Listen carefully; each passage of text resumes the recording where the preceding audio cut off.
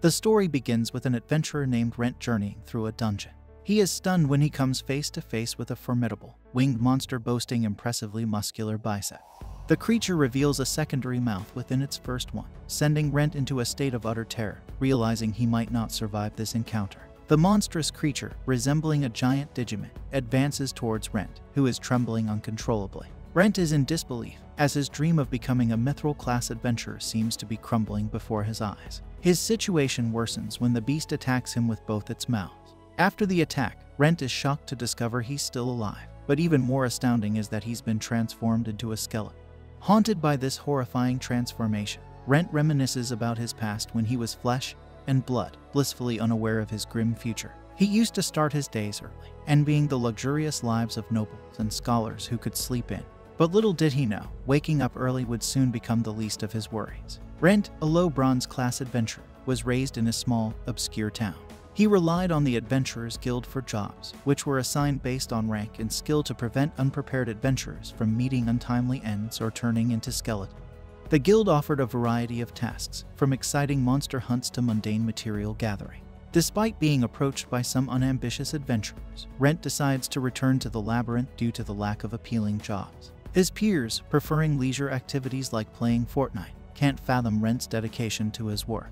Rentt prefers to adventure alone, not because of a solitary hero complex, but because he's simply not very skilled. Despite a decade of adventuring, he's still only at the second lowest rank.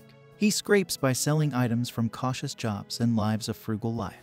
His life, while uneventful, involves careful planning in every aspect. However, this caution is thrown to the wind when he stumbles upon a secret passage in a well-explored, deserted dungeon.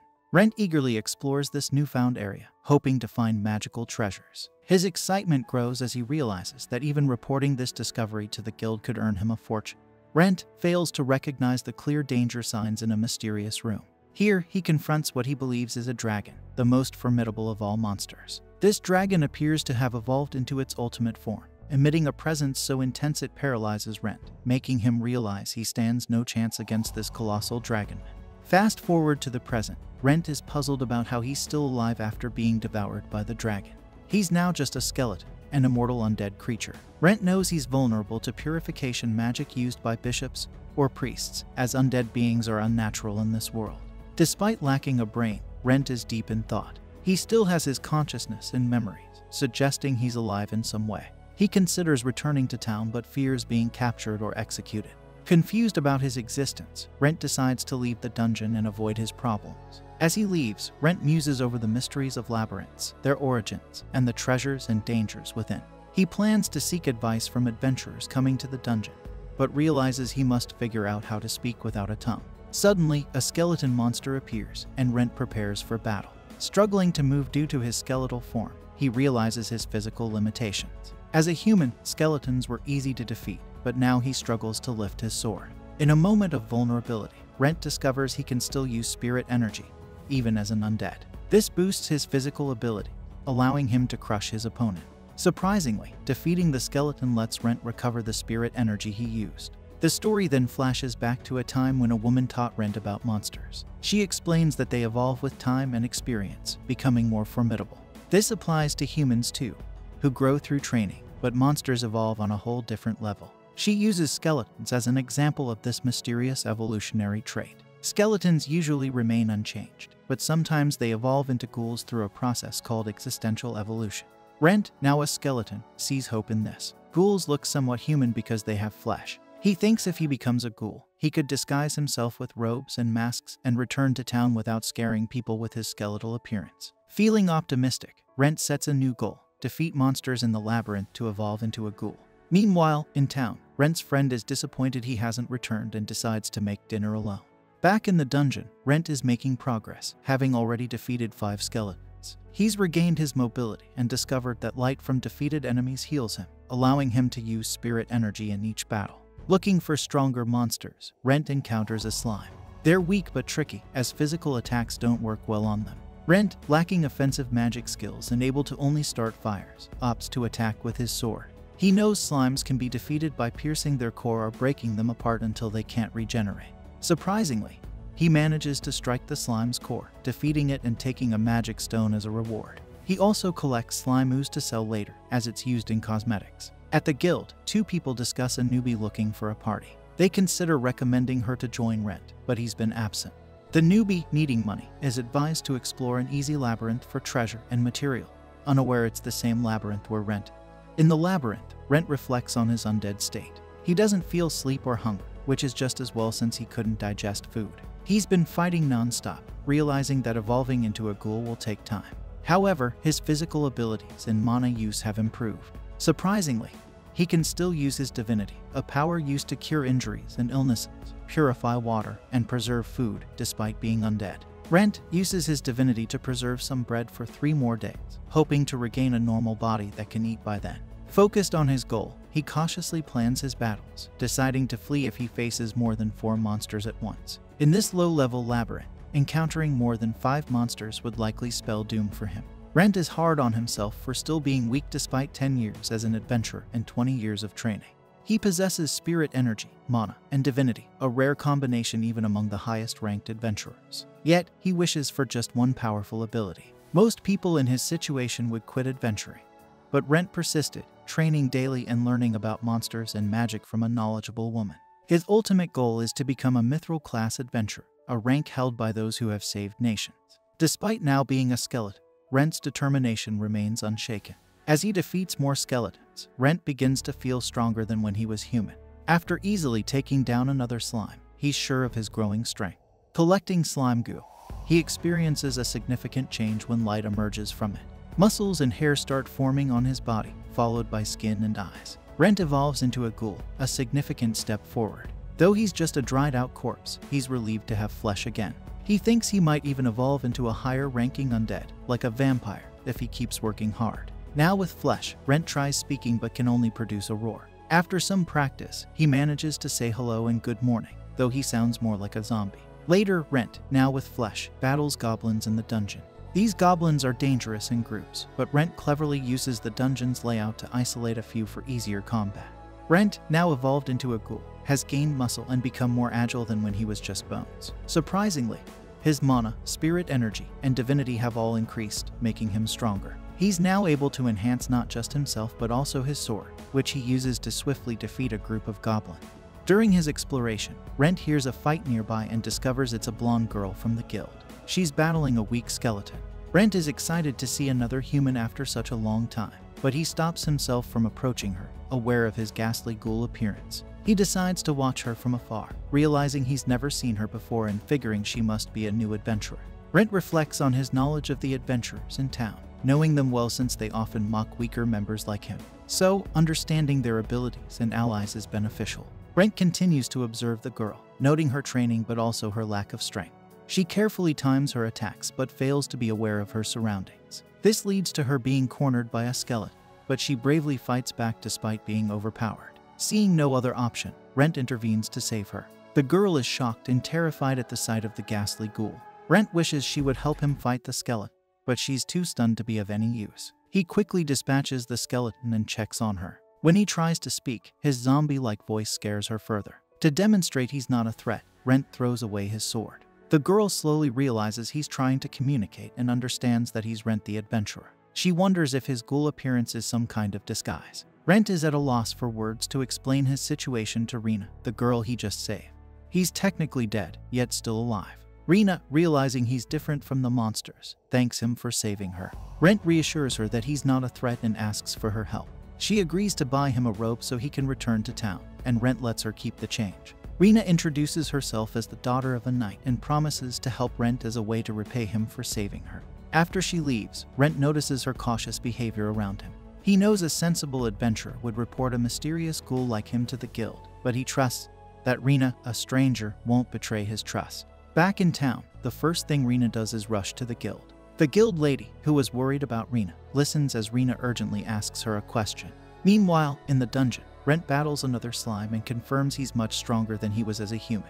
His body moves precisely as he wants, and he easily destroys another slime. Rentt starts to think his improved combat skills come from intuition rather than training or study. Ironically, he only gained this power after becoming an undead. To Rentt's surprise, Rena returns to the dungeon. He convinces her that he's the same ghoul she met before, explaining that ghouls don't usually appear on the dungeon's early levels. Rina notices that Rentt's speech has improved, and he shares that he's been practicing. Rina brings Rentt clothes, but she's still scared of his ghoul appearance. She apologizes and hopes she'll get used to it. Rentt appreciates her choice of a mage-like robe that covers his entire body. Rina also thoughtfully brings him boots, gloves, and bandages, explaining she had to ask around town for shop locations since she's new. The bandages, she suggests, can cover his arms and legs, showing that she's considered everything he might need. Rentt feels moved by Rina's kindness, but as a ghoul, he can't even cry since his body lacks the necessary functions. After putting on the clothes Rina brought, Rentt looks quite presentable. The outfit is more comfortable than he expected, though it slightly hinders his visibility. However, he assures Rina that everything is perfect, as he can still fight effectively.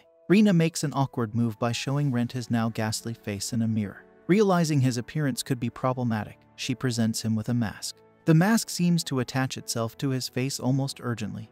To their dismay, they find it won't come off.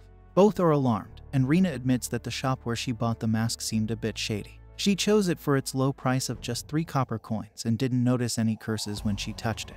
Rentt surmises that the mask's curse activates upon being worn. Rina is amazed to see Rentt using divinity, and wonders if he can break the curse. Rentt tries, but his energy depletes quickly, leaving the curse intact.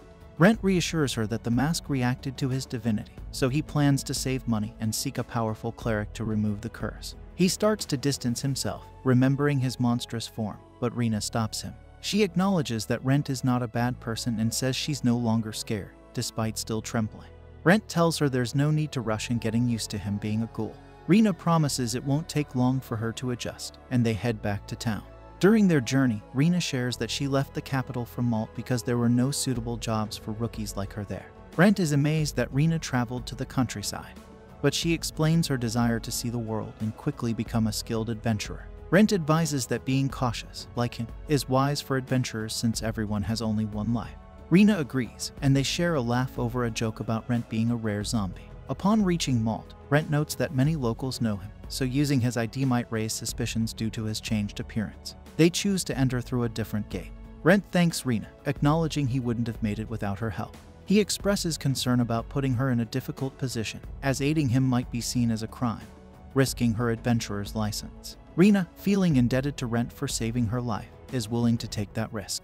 At the west entrance, the guards question Rentt's unusual look. The situation escalates when they demand to see his face. Rina cleverly explains that Rentt's mask is cursed and cannot be removed, and his strange voice is due to an injury inflicted by a monster. She presents his disfigured ear as proof, adding that the mask was meant to cover his scars, but turned out to be cursed. The guards, sympathetic to Rentt's misfortune, allow them to enter after failing to remove the mask. Rina dismisses her actions as mere repayment, but soon after, Rentt disappears. He watches Rina search for him, reflecting on her potential as an adventurer. He notes her well-maintained but inexpensive equipment, her decent fighting skills, and her bravery. Rentt acknowledges that talented individuals like her usually leave him, so he decides to leave her for now, planning to apologize when he looks more human.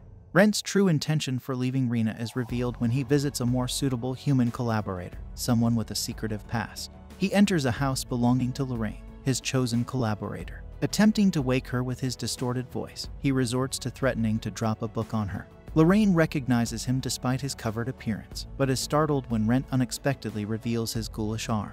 This brings an end to our episode 1 and 2. Subscribe for more anime recaps. Before Ren got to his friend's house, Lorraine was really tired from working too much while waiting for him. She figured it was pointless to look for the adventure by herself and considered asking the guild for help. Then, she heard a knock at the door and knew right away it was her friend by the way he knocked. Feeling relieved to know he was there, Lorraine decided to get some rest, trusting Ren could let himself in. She was mostly concerned about his safety, not even considering the possibility that he might have turned into something unnatural. But when he showed up and shared his story, Lorraine was taken aback. Despite her knowledge of monsters and magic, she had never heard of someone turning into an undead from being eaten by a dragon. She wondered if the dragon was still in the dungeon, but Ren wasn't sure. He guessed it had left. Lorraine found his story hard to believe, but seeing Ren's condition confirmed it was true. Rentt saw that Lorraine stayed calm, which he expected since she was a scholar, mage, and adventurer. Yet, he felt like she saw him more as a research subject than a friend. Lorraine then bluntly asked him if he was sure he was still himself. Ren believed he retained his consciousness, and memories, yet he knew he had died and couldn't be certain he was the same person. His response sounded just like something he would say, though Lorraine found it hard to confirm his identity. Nonetheless, she chose to focus on what Rentt wanted to do next. Rentt said he wanted to keep adventuring and reach the mithril class, despite his new appearance making it impossible to visit the guild. Lorraine realized he needed her to pick up quests for him. She also knew he couldn't stay at an inn and offered her place for him to stay. Understanding Rentt would want to contribute, she suggested he assist with her research in exchange for lodging. After all, studying a monster that had experienced such a unique transformation was a rare opportunity. Rentt agreed to help Lorraine with her research, on the condition that he wouldn't be dissected. Lorraine jokingly asked if he thought she was a monster, but then hinted she might need just a little bit of his skin and flesh for study. Afterward, Lorraine went out to sell the magic stones and slime liquid Rentt had collected in the lunar reflection labyrinth. Thanks to the high-quality materials, she came back with a decent sum of money. Rentt then shared that he planned to visit the three-pointed spear to look for a blacksmith. Walking through the streets, his unique appearance caught everyone's attention. At the blacksmith's, he requested a new sword, and the shop attendant noticed his old sword was well used but beyond repair. Observing the damage, she guessed Rentt could wield magic or spiritual energy. Rentt added that he also had divine energy, surprising the attendant since it was rare for someone to possess all three types of energy. She mentioned he was only the second person they knew of with such ability. Rentt asked her to keep this information confidential, and she agreed, stating that maintaining clients' privacy was part of their service. Rentt paid a hefty deposit for a high-quality new sword, with the agreement to pay the rest later. The attendant informed him that crafting the sword would take some time, as the blacksmith was meticulous and took pride in his work. He might also want to consult with Rentt during the process. Rentt assured her that wouldn't be an issue, as the blacksmith could get in touch with Lorraine whenever he needed to discuss the sword further. While at home, Lorraine dove into her studies on ghouls, undead beings known for their strength and ability to live through severe injuries like losing their head. Her research showed that ghouls often crave the flesh of living creatures, especially humans, and are typically found in dark places like labyrinths. Some stories suggest ghouls arise from dead humans, while other tales talk of powerful monsters that can transform humans into mindless undead, stripping away their personality and emotions. However, Rentt's situation, where he retained his memories and emotions, was unheard of in her studies, making him a unique case. Lorraine reminisced about her early days at the guild when she was asked to take Rentt, then a beginner adventurer, with her into the Blue Forest to help him gain experience. Back then, despite her significant achievement of becoming the youngest Grand Doctor and earning a Silver Class Adventurer status, life seemed uninteresting to her. She had gone to the nation of Yarlan under the guise of collecting herbs, but in reality, she was just looking for something to do, feeling directionless. During their task, Lorraine aimed to carefully harvest a particular plant, ensuring to get its roots. She asked Rentt to bring his backpack for storing the plant, and was surprised to find he had already gathered several plants correctly, roots and all, showing a good understanding of the task despite his inexperience. Their peaceful gathering was interrupted when Rentt noticed a goblin aiming at them. He quickly moved to shield Lorraine, telling her to use her magic against the goblin. After she successfully defeated the creature, Rentt was impressed, thinking that her magic was on another level because she was a Silver Class adventurer. Lorraine modestly disagreed, implying there was nothing extraordinary about her magical attack. After the battle, Rentt handed Lorraine a cup of water, inquiring if that was her first real fight.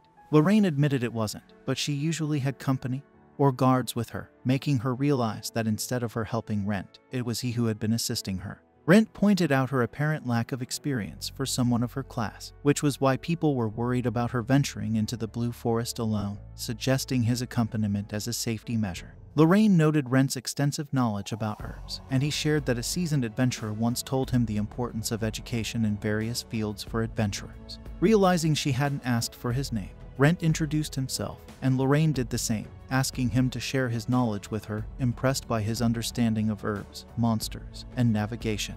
Their friendship formed quickly, and over the next decade, Rentt worked hard towards achieving Mithril Class, with Lorraine always by his side, deepening her research. Lorraine acknowledged how she had changed, understanding the concern others had for her and regretting not keeping in touch with them.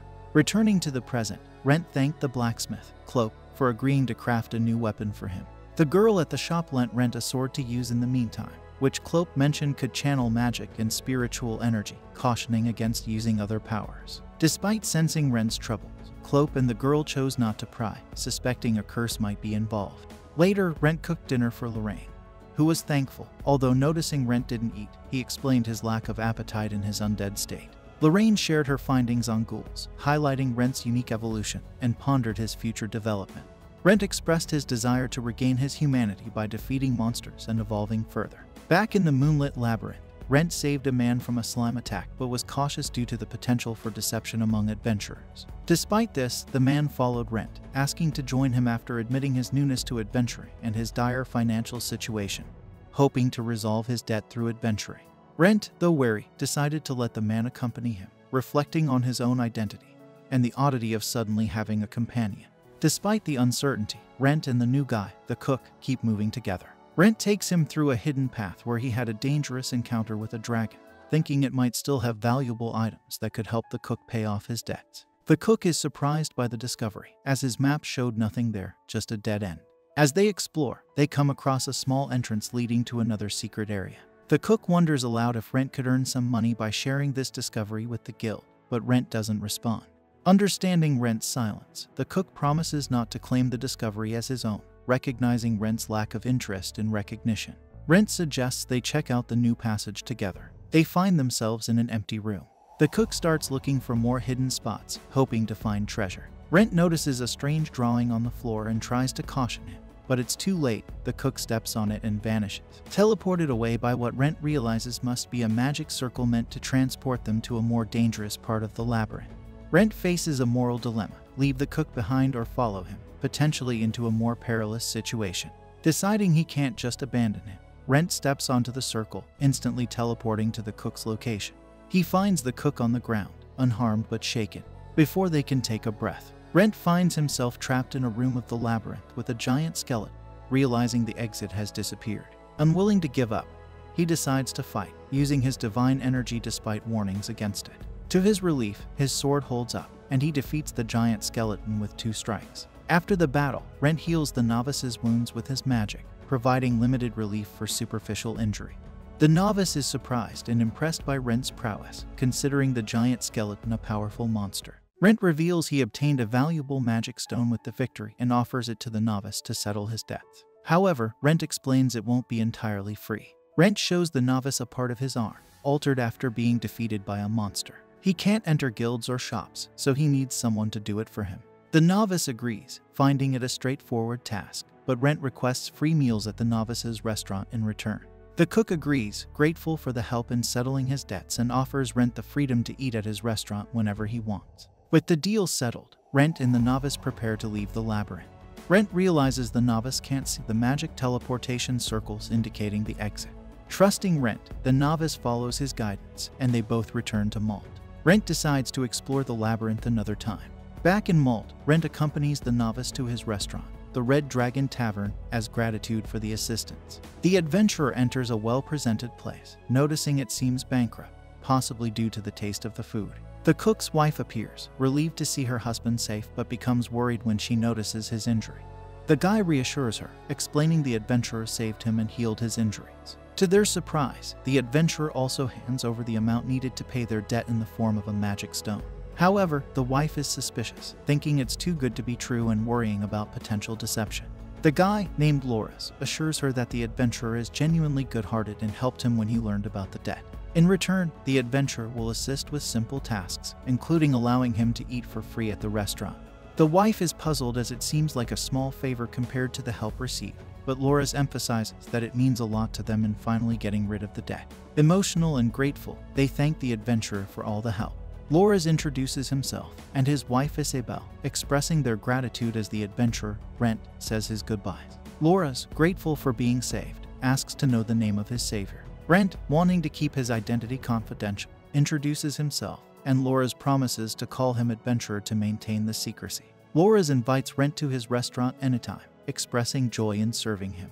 Rentt leaves and heads to Lorraine's house. Along the way, he senses something strange and ponders his current state.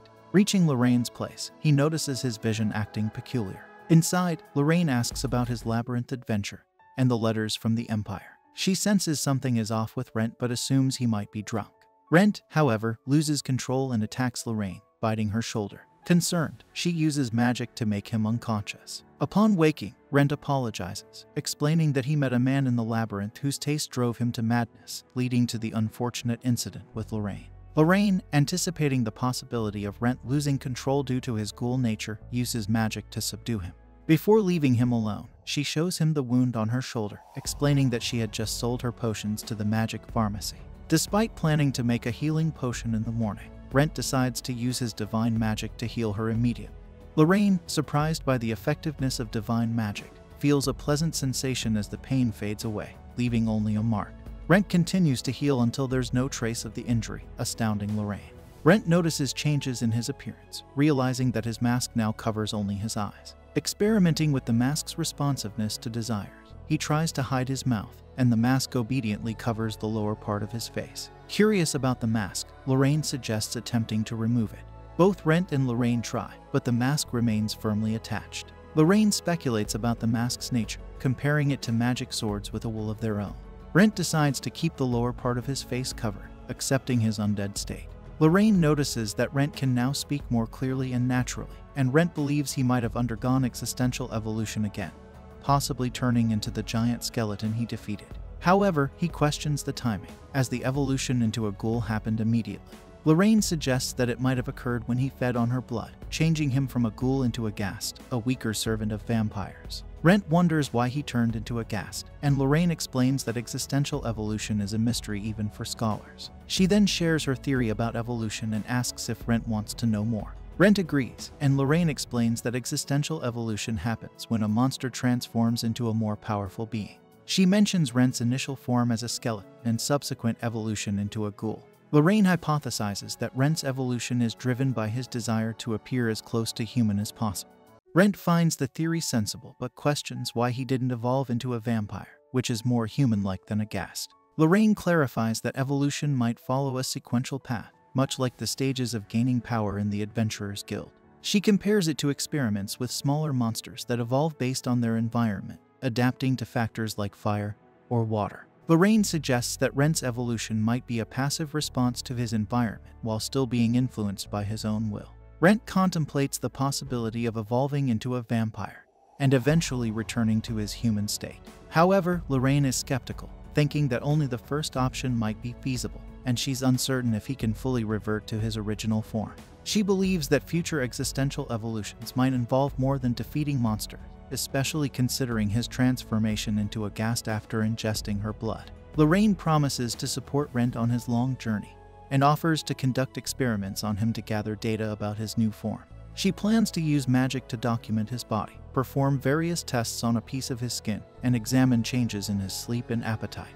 While Rentt is initially hesitant about the idea of undergoing so many experiments, Lorraine decides to postpone them to the next day. The following day, Rentt wakes up early to train, realizing that the strange impulses from the previous day have disappeared, and he feels back to normal. However, he notices that his sword, used against the giant skeleton, is severely worn out. Unable to take the damaged weapon into the labyrinth, Rentt visits the blacksmith Cloak's shop to explain the situation. Cloak is displeased with the state of the sword but offers to provide another, slightly better and more resilient, as Rentt is one of his valued customers. Rentt accepts the new weapon and sets out to continue exploring the labyrinth with the goal of achieving a new existential evolution. Along the way, he encounters Loris and Isabel, who are buying various foods for their work at the Red Dragon Tavern. Lorraine tells Rentt that he will be surprised to see harmful substances for humans rolling towards that direction. She starts activating the spell, mentioning that alone, it can cause diarrhea and numbness in the limbs. But if combined with purification and distillation, they can even defeat the Red Bear. Rento thinks to himself that alchemy is indeed scary, and though he agreed to help her with experiments, he fears he might die assisting her. Later, he drinks the poisonous potion and she asks if he can use magic to neutralize its effects. He assures her but complains about the terrible taste. She reveals that he is the first person to taste the poison, and, despite not affecting him, his body responds to the antidote. She admires his unique body and asks if his desire for sleep has disappeared after the transformation. He confirms, stating he no longer feels the need to sleep. She expresses jealousy and calls him weak, but he admits still craving human flesh and blood. Stritch Lorna hands him a bottle, revealing it contains her blood with a charm to preserve it. Despite his initial resistance to the idea of drinking human blood, she persuades him to consume it regularly to avoid losing control. Brento reluctantly tastes it and finds it delicious. She asks if a drop is enough, and he agrees, satisfied with quenching his thirst. He informs her of his departure to the Labyrinth, and she reminds him to show his personal card at the guild to receive a mission, warning of potential trouble due to his appearance. Rentt is surprised by this information and says that while his appearance has changed significantly, he's just a bronze-ranked adventurer, and he doubts anyone will pay attention to him. However, Lorraine explains that there are many adventurers with a bronze rank like him, but the guild has a special appreciation for him due to his dedication, such as assisting newcomers and handling troublesome tasks. He considers those tasks simple, but she emphasizes their value and mentions there was even a discussion about appointing him as a guild member. This revelation astonishes Rentt, and he wonders why they would consider someone like him. Lorraine explains that they found it difficult to discuss it with him directly because he never expressed a desire to retire. Rentt then asks how she knows all this, and she mentions having some connections within the guild. Rentt firmly states that he has no intention of retiring or joining the guild. Lorraine continues, revealing that to raise his rank, he must take an exam which ordinary adventurers can only attempt if they have notable achievement. She suggests that he takes the test himself, and he contemplates the situation. Lorraine figures out a solution for him to take the test. He should become someone else. The next day, Rentt is at the guild expressing his nostalgia for the place. He encounters Sheila, the staff member, who asks if it's his first time there. Rentt informs her that he wants to register as an adventurer. Sheila hands him a form explaining that he can leave any unanswered questions blank except for his name. Rentt reflects on how 10 years ago he only knew his name and age. But now the situation is different. He contemplates that his goal remains the same, and he fills out the form with his updated skills and magical abilities. Afterwards, he remembers Lorraine's words, suggesting he will register with a new name. He initially dismisses the idea, as registering with 2 names would violate the rules. Lorraine, however, insists there is no other way. Besides, even if they discover it, it won't be a serious offense, as he can explain his transformation. Whereas being known as the person who willingly transformed might raise more questions. Rentt completes the registration form under the new name and hands it to Sheila, the staff member. Sheila is surprised to see that his name, Rentt, is quite similar to his previous one. Rentt wonders if she is concerned about it, and she explains that a few days ago, they lost an adventurer named Rentt as well. Rentt is astonished and asks if she means Rentt Faina. Sheila is surprised he knows him and reveals that Lorna informed her. Sheila then mentions that Rentt Vivi's family name is the same as Lorna's, and she asks if he is related to Lady Lorna. Rentt confirms it, mentioning he is currently staying with her. Sheila acknowledges hearing about it and notes that the news is already spreading. She thought Rentt Vivi might be the same as Rentt Faina since they share a similar name. Rentt realizes it was a wise decision not to tell her about his relation to Lorna, wanting to avoid rumors. He also acknowledges that the name Rentt is quite common, and adventurers with unique appearances are not uncommon. Sheila asks him to wait while she finishes the paperwork. Rentt reflects on the decision to inform her of being Lorna's relative. He doesn't want unnecessary rumors circulating about her. Sheila returns, hands him his card, and reminds him that the most important thing is his life. Rentt thanks her and takes the card, officially becoming an iron-ranked adventurer, and then leaves the guild. After that, Rentt finds himself in the Labyrinth, and is surprised by a strange sound. He discovers a group of children fighting a small imp. Rentt realizes that they are novice adventurers, likely undergoing spiritual training despite their young age. He observes their good cooperation and decides they will be fine. He leaves them and thinks to himself that he used to guide newcomers in the past, but with his current appearance, he might only scare them. Rentt quickly heads to another location in the maze, acknowledging that valuable information about mazes can be exchanged for money. He plans to explore a new area and report back to increase his achievements as he stands in a new and peculiar place, surrounded by numerous books and items. He notices a skeletal structure lying on a bed. He wonders if people once lived in this part of the maze. Suddenly, he hears a girl's voice asking him what he's doing there. Rentt hesitates to respond. The girl repeats her question, asking what he's up to. Rentt stammers, explaining that he was just searching the area to see if there was anything valuable. He emphasizes that he's an adventurer. The intimidating girl assumes he's a thief, asserting her boundary and warning him that he'll die in this place if he crosses them. She then uses a powerful spell to strike him with a fiery sphere, causing him to fall and sustain a serious injury. Rentt tries to stand up, but the girl is astonished by his strange body. She accuses him of being the cause of his peculiar form. But Rentt protests, stating that he didn't choose this body. The girl, still skeptical, is taken aback by his appearance. Rentt reassures her that he means no harm and he is not responsible for his current state. At that moment, the girl lowers her hand from the attack and apologizes for the misunderstanding. She approaches Rentt, expressing regret for almost killing him and acknowledges the misconception. She then removes her cloak, telling him that she's unsure if it will compensate him but gives it to him, stating they will be equals. The girl informs him that the place is crucial for her and asks him to keep it a secret. She assures him that no one can enter without it, but she acknowledges that adventurers should not return empty-handed. To maintain a balance, she gives him the magical map of Acacia, an enchanted tool that automatically records the rooms he passes in the labyrinth. So the girl then uses her magic to transport him to another location in the maze. After finding his way back home, Lorna notices the map and questions if he is cursed or encountering strange things. Rentt reassures her, explaining that he did not choose this path but is dealing with unexpected events. He shows her the magical map, and when he attempts to use his magic on it, it doesn't respond. Lorna understands, and Rentt realizes that the tool is safe to use. The tree decides to test it by casting a spell on the map. Surprisingly, the map reacts, displaying the reflected moon labyrinth, the same maze he was in a moment ago. Rentt concludes that the magical map is secure and can be used without any curses or issues. Lorna is astonished by the magical map, and suddenly she notices two marks pointing to the locations of two people. The names Rise and Laura appear on the map, indicating the presence of these adventurers. Rentt informs Lorna that he encountered them recently in the labyrinth. Lorna is surprised that the map displays the names and locations of people in the maze, considering it a frightening ability. She requests Rentt to reveal the map of other mazes. Rentt tries to display the crescent maze, but the map only shows areas he has explored before. He recalls the girl's explanation that the map automatically records the regions the owner traverses. Lorna examines Rentt's cloak, and he asks her to check if it is cursed. She assures him that it seems fine and is likely resistant to magic. Later, Lorna expresses her belief that the cloak has high protective ability. Rentt is relieved and happy with the benefits of the deal. However, Lorna redirects his attention, questioning the identity of the girl who almost killed him. Yesicles, Rentt admits he knows nothing about her, only that she possessed immense strength. Lorna suggests there might be a technique allowing someone to create a living space within the maze. Despite Lorna's warning, Rentt decides to visit the girl again. Lorna advises against it, but Rentt is determined to have another conversation with her. As he walks through the maze, he encounters a skeletal structure, recalling Lorna's words about the cursed. The memory of the day he discovered the secret area in the maze and encountered the dragon, leading to his transformation into an immortal monster, crosses his mind. After being trapped in the cursed mask, Rentt believes people consider him unlucky, but he disagrees. He sees his increasing strength as he faces powerful monsters and solves more puzzles. Despite the rumors of being jinxed, he feels a sense of adventure comparable to someone in the mithril rank.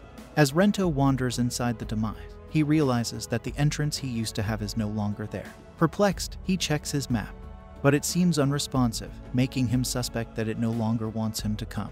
The scene shifts to the Adventurers Guild, where a receptionist discusses Rentt's positive efforts with another adventurer. The adventurer inquires about Rentt, and the receptionist mentions that he might be on a guard mission or something similar, concerned for Rentt's well-being.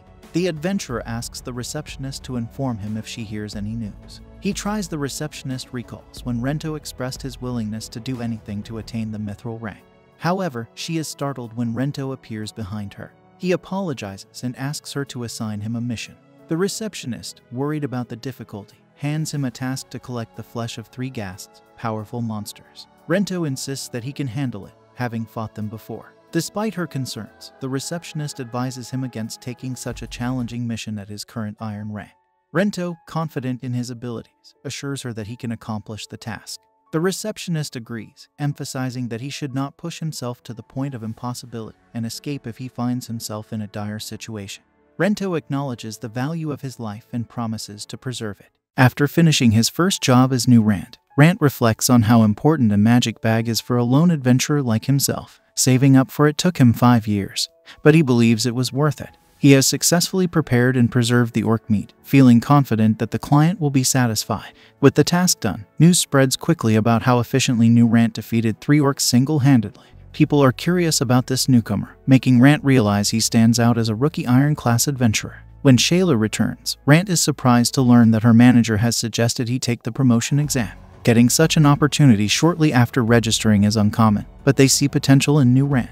Accepting the offer means Rentt will become a bronze-class adventurer if he passes. Lorraine is pleased to hear the good news, but Rentt attributes it to his new body. However, Lorraine reminds him not to underestimate himself, as he is the one controlling that body. Lorraine feels disappointed when she finds out that he chose the name Rentt for himself because it's her family name and it might make people suspicious. Rentt explains that if a strange man hangs out in her house, it could start rumors, so it's better if he pretends to be her relative. Lorraine understands this but also assures him not to worry about her reputation. She describes herself as a struggling scholar who moved to this town because she couldn't succeed in the capital. She doesn't care what others think of her, but Rentt doesn't want to cause her any trouble. Lorraine acknowledges that Rentt does all the cooking, washing, and cleaning, so she feels she owes him more than he owes her. Rentt disagrees, saying he's only still human because of her. These words move Lorraine, and she offers Rentt to stay with her for as long as he wants. Since they're like family, Rentt accepts her offer. The next day, Rentt goes to the guild for his exam. Shayla is surprised because she thought he would wait for the next one to have more time to study.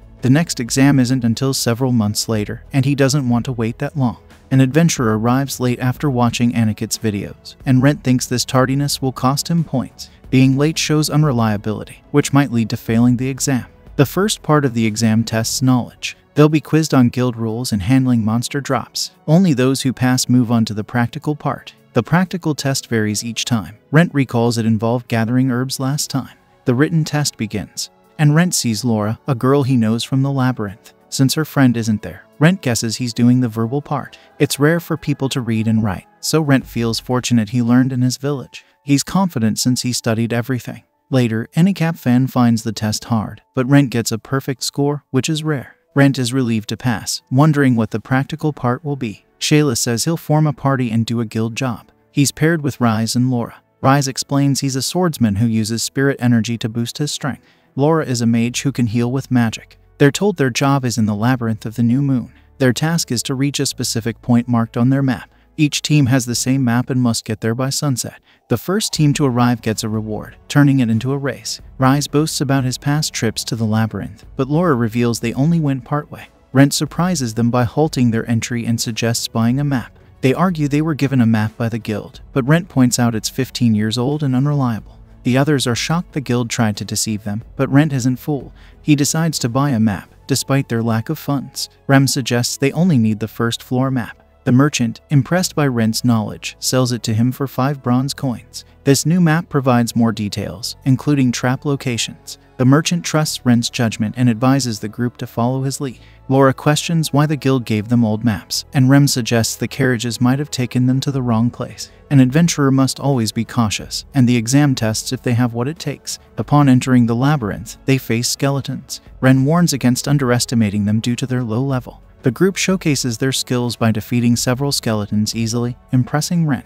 Each member has a specific role, so they work well together without overburdening each other. Rentt assists Rise in the battle, and soon it's over. They notice an unusual number of monsters, leading Rentt to suspect a trap. He discovers incense attracting them and warns of an ambush ahead. Laura is surprised when Rentt reveals the creatures aren't monsters but intelligent beings. Rise is shocked at the prospect of fighting humans. Rentt takes charge, blocking the first attack. Though Rise wants to fight, Rentt lets him handle the first opponent and impresses Rise with his agility. Rentt easily defeats the archer and prevents the mage from acting. Laura assists Rise with blinding light, helping him gain the advantage. Rentt realizes they don't need his help when the group demonstrates excellent teamwork, defeating their opponent.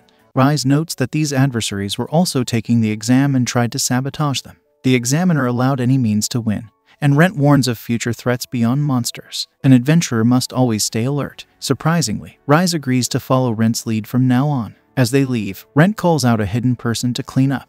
The person is shocked Rentt knew he was there. He explains the masked person seemed to know they were from the guild, sparking curiosity about his identity. The hidden person suspects he knows who the masked figure is, considering his sister's warnings. At the guild, Shayla meets the guildmaster, who's interested in rumors about Rentt. Some say he's a criminal due to his sudden appearance and skills. Although his past is unknown, the guildmaster acknowledges every adventurer has a history. They can't ignore the accusations, so he asks Shayla to keep him informed about Rentt's background. In the labyrinth, our group is near the destination. Ahead lies one of several boss rooms on this floor, the only way to reach the destination. The young adventurers have never faced a boss before, something 2 iron-class adventurers can't handle. Rise feels offended when Rentt questions if he's scared, but Rentt explains it's okay to avoid a fight you can't win. Some other examinees show up, and Laura is surprised when Rentt says it's perfect timing. This new group insults our heroes, calling them weirdos. Rentt doesn't like being talked to like that. When they target Laura, Rise defends her. The guys keep pushing, so Rentt warns them. They try to brush it off as a joke, but Rentt doesn't find it funny. The leader suggests they go first, and Rentt agrees, wanting his team to rest. The guys enter the room, boasting about going first. Rise worries it means they'll lose, but Laura trusts Rentt's decision. Rise thinks Rentt wants them to watch a boss fight first, but there's more to it. Suddenly, they hear screams from the first group, who are carried out. Rentt explains that guild employees rescued them, so even if they lose, they won't die. He wanted them to see this to reassure them, emphasizing it's okay to avoid a fight they can't win. Rise worries that if he runs away now, he might never return. This would mean he'd never become a real adventurer, so he asks Laura to fight with him. Laura agrees, and Rentt sees Rise has made his decision. An adventurer who's been broken once becomes weak. While it's common for adventurers to quit when things get tough, Rise senses this and decides not to run. This is an important part of becoming an adventurer, so they all enter the boss room together. Rise asks Rentt to teach them how to fight the monster boss. Rentt says it's just one part of the whole test. They spot people escaping, and Rentt reassures them that it's okay to retreat rather than face certain defeat. Rise insists that fleeing means giving up on their dreams of becoming true adventurers. Laura is surprised, but Rentt urges them to decide. The three heroes enter a gate and encounter a huge slime. Rise and Laura prepare to fight, but Rentt says it's not necessary to defeat the leader. He hopes others will handle it, but facing challenges is crucial. Rise fights the slime while Laura focuses on enhancing her magic, as Rentt suggests. He emphasizes that magic is necessary against the slime, not physical attacks. Laura confirms her ability to wield potent fire magic, but it takes time to activate. Rentt promises to shield her from the slime's attacks while she prepares the spell. Rise asks if he can help with the attack, and then we snap back to the present as Rizzy continues to assail the large slime. Laura requests Ren's aid for Rise, assuring him she can handle the situation alone. Rentt joins Rise in assaulting the slime while Laura completes her spell, unleashing a powerful blaze that vanquishes the creature. Ultimately, they succeed in defeating the monster leader. Rentt informs them of the various benefits of slime fluids, suggesting they gather some and split the earnings among themselves, ensuring each receives at least a share of silver. As they collect the slime fluid, three individuals suddenly emerge, releasing a sleeping gas. Rentt explains how people often drop their guard near the end, falling into traps like this. Laura reminds them that reaching the goal first doesn't guarantee success in the exam, citing the Guildmaster's instructions to reach the designated point on the map. She recalls the Guildmaster's emphasis on rewarding teams based on their efforts, not just their speed. Returning to reality, Laura points out how their mindset turned the exam into a race, explaining why Rentt didn't protest when the other team passed them, despite being ahead near the monster leader's chamber. Rentt elaborates that an adventurer's main duty is to complete their given task within the set time frame, emphasizing the importance of personal initiative in becoming a true adventurer. They enter the room, where a man congratulates them on being the first to arrive. Laura requests proof of his affiliation with the guild, and he provides it. After rummaging in his bag, he hands them 3 necklaces or tokens, instructing them to present them at the guild's reception desk to attain bronze rank. He admires the tokens and inquires about the additional reward they mentioned. The official explains that the top 3 teams will receive a modest reward, then distributes potions and a bag to each of them. Rise expresses his joy at receiving one of the bags and suggests an idea, taking a short trip before returning to the guild. The scene transitions as they descend to the 2nd floor, unsure due to the complexity of mazes, akin to the labyrinthine tunnels of Gaza. As the scene transitions to their arrival, everyone marvels at the sight of the sun. Laura shares that each floor in this place holds unique wonders, leaving them all in awe of the vast beauty surrounding them. While expressing a desire to explore further, Rentt advises against it, reminding them that the exam isn't complete until they return safely. The scene shifts to their arrival at the designated place, a location untouched for a long time, filled with perilous traps along the way. Rentt stresses the importance of caution in this deceptive guild, warning against being misled. They receive 3 tokens from the attendant, signaling the end of the bronze rank exam.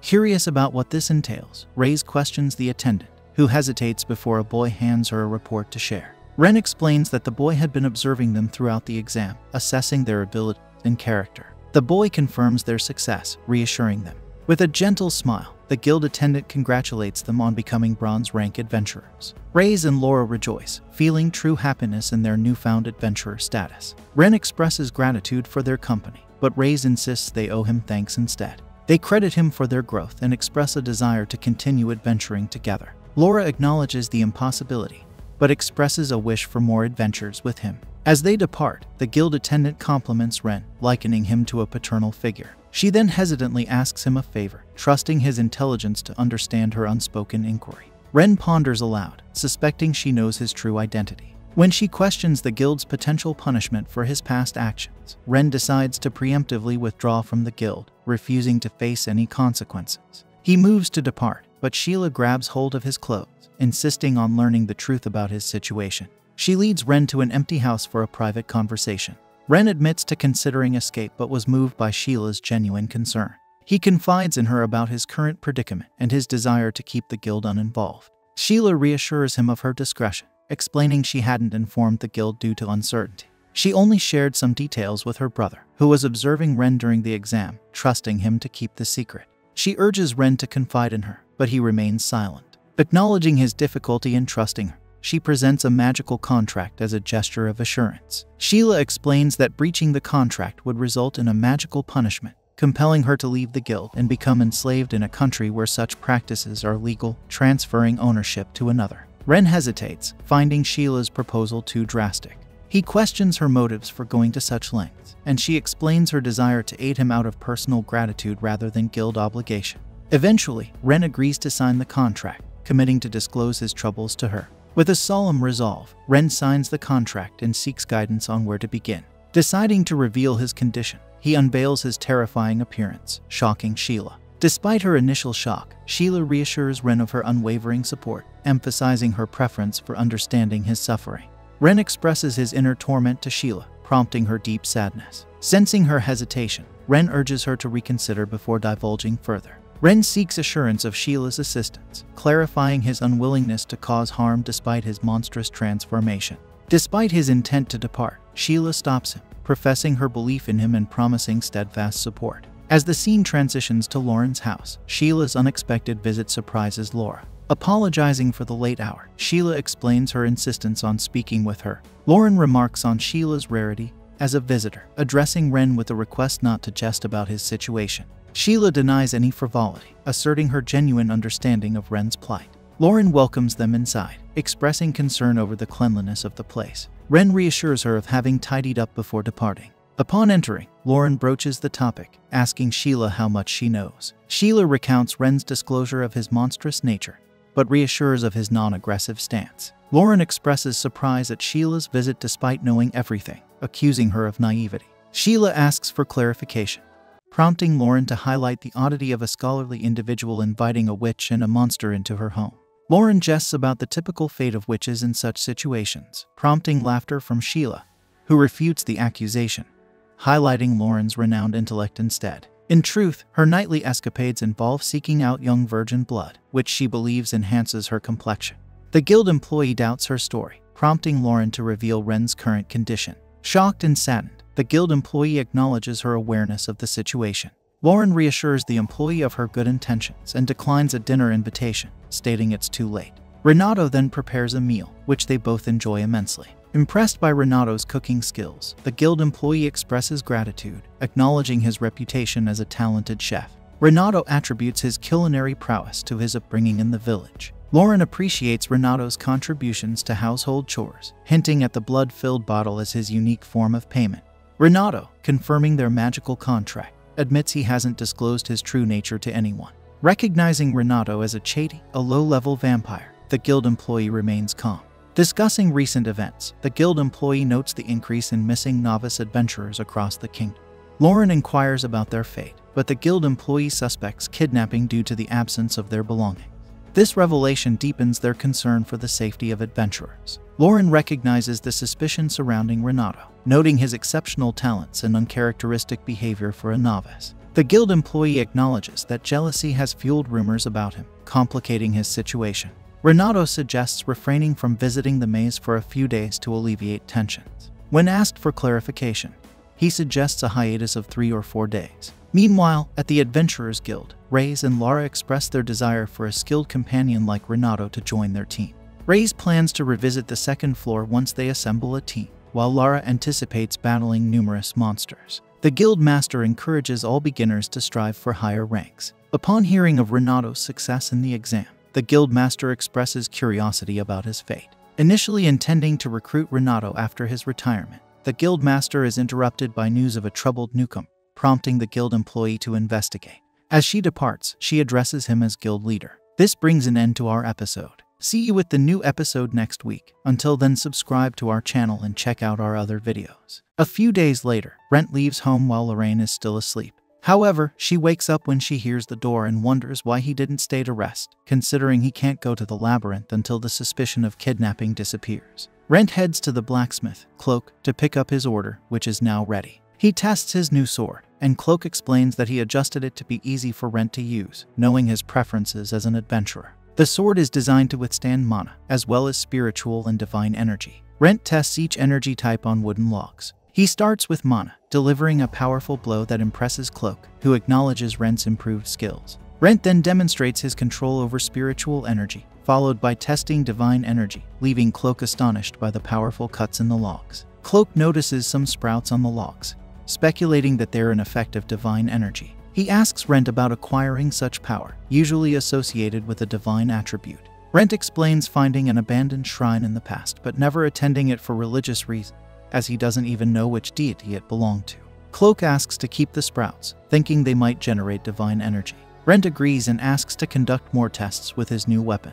Cloak provides another wooden log and asks if Rentt is familiar with the technique of merging mana and energy. Rentt mentions hearing rumors, and Cloak explains it's a master's technique of activating both simultaneously, significantly increasing the attack's impact. However, he warns of the risk of the person exploding while attempting this fusion.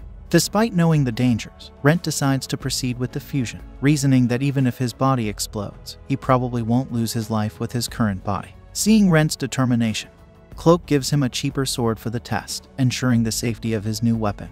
Rentt charges mana into the sword and channels spiritual energy into his other hand. He feels immense power but struggles to control it. With great effort, he unleashes a strike that completely destroys the wooden log, impressing Cloak and making him wonder about the potential if Rentt combined it with divine energy. Next, Rentt decides to fuse all three elements, believing he needs considerable power to advance as an adventurer. The resulting power is so intense that it causes the sword to crack. Rentt quickly launches his attack before the weapon disintegrates, transforming the log into a ball. After completing the tests, Rentt apologizes to the blacksmith for damaging the sword. Cloak reassures him, explaining that divine energy removes impurities and restores matter, making it unsuitable for use with a normal weapon.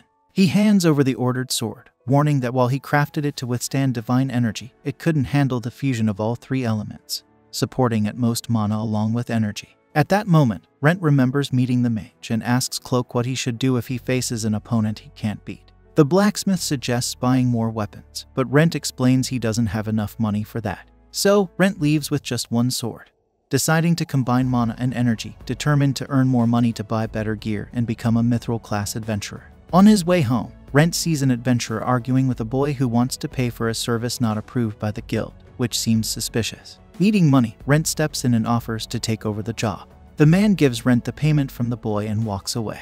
Rentt tells the boy, Rentt, that he doesn't promise to accept the task but is willing to listen. Rentt explains that he needs someone to kill the Lake Master. So, Rentt explains to Rentt and Lorraine that he's from the village of Tatsu, which is a few days' journey from Malt. He tells them about the village's annual festival, where they follow an old tradition by offering a beautiful maiden as a sacrifice to the Lake Master to save the village. Rentt goes on to say that the real Lake Master has appeared recently, eating the sacrificed maiden and now demanding more sacrifices, including his sister. Rentt agrees to take on the job, not just to kill a monster but to save Rentt's sister. They set off in a cart, and along the way, they notice the eerie silence of Tatsu. Rentt explains that the village used to be livelier before the Lake Master showed up. When they arrive at Rentt's house, Rentt notices a mark on the door, indicating that their family is next to offer a sacrifice. Rentt believes the marks are left by the Lake Master's servant, a Kelpie. Rentt remarks on the strength of Kelpies, and just then, Rentt's sister, Amaris, opens the door. Rentt excitedly introduces Rentt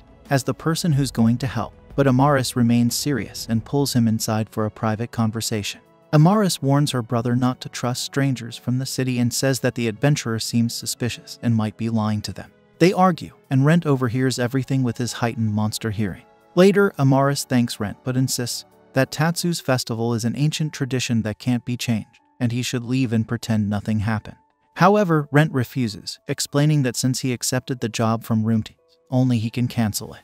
Rentt is relieved and confirms that he won't cancel the job. Seeing there's little they can do, Amaris allows Rentt to stay in their house but asks him not to disrupt the festival taking place the next day. as she is willing to be sacrificed. Rentt spends the night at their house, explaining to Rentt that trying to rescue Amaris wouldn't be helpful based on what he observed. However, Rentt insists that he'll do anything to save his sister, even if it's dangerous. The next morning, Rentt goes to the lake's edge to explore the area before the festival starts at night. He sees a merchant offering fruit to some children in exchange for them telling their parents about it, as he hasn't sold anything in a while. Rentt tries to ask the children a question, but they get scared by his appearance and run away.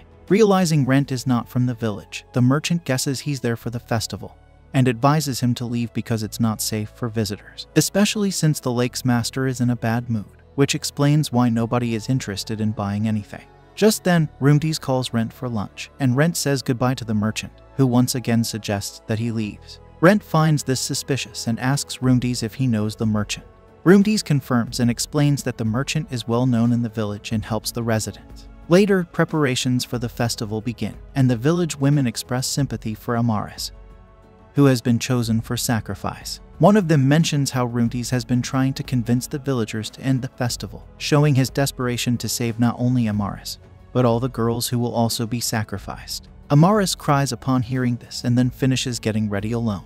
Rentt seizes the chance to speak with Amaris. When she notices him, Amaris tells Rentt not to come closer because the sacrifice should avoid contact with others without a reason, and Rentt respects her wish. He talks to Amaris from afar and assures her that he and Rentt will find a solution, urging her to resist as much as possible.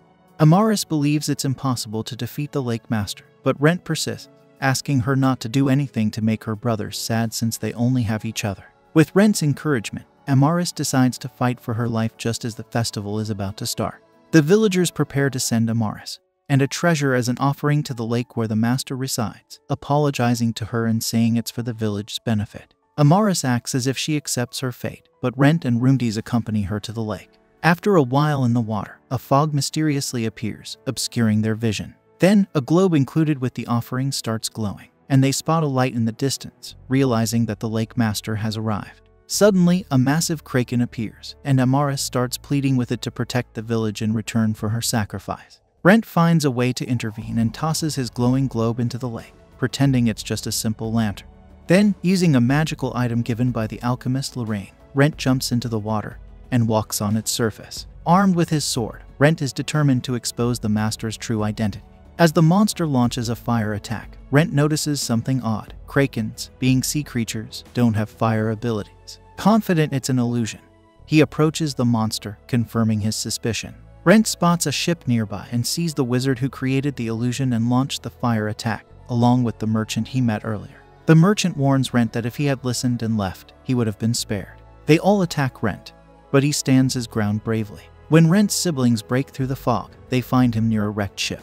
After rescuing Amaris, they return to the village and reveal the truth about the supposed Lake Master. The villagers are shocked to learn the whole thing was a hoax. Amaris realizes that Rentt suspected the truth all along. She explains that monsters revered as masters don't suddenly rebel without reason. Then, one of the villagers interrogates the merchant about the other girls who were sacrificed. Faced with Rentt's intimidating presence, the man admits they're alive and being held in a cabin across the lake, with plans to sell them elsewhere for profit. The villagers immediately organize a rescue mission, and Rentt confirms with Rentt if he considers the job done, which he does. Rentt then prepares to leave for Malta, declining to join the villagers in redoing the festival. He explains to the siblings that he can't stay longer because someone is waiting for him. Rentt and Amaris feel sad about Rentt's departure. Rentt expresses gratitude, saying he'll never forget how Rentt saved his sister and the entire village. As a gesture of gratitude, the girl decides to kiss Rentt on the cheek. After saying goodbye, Rentt departs in a carriage, pondering that the merchant and other kidnappers mentioned they only targeted women, suggesting they may not be involved in the disappearance of the novice adventurers Sheila mentioned. Upon returning home, Rentt informs Lorraine that he completed his mission, saving Rentt's sister's life and all the other girls offered as sacrifices. He expresses gratitude for the magical item she lent him, which helped him walk on water. Lorraine mentions she would have liked to meet the Lake Master if he existed, but Rentt thinks it's good she stayed behind for another task. Later, Lorraine suggests that Rentt may have won the saved girl's heart, reminding him of her gratitude. However, Rentt believes adventurers are often forgotten, expecting the girl to eventually move on from him as well.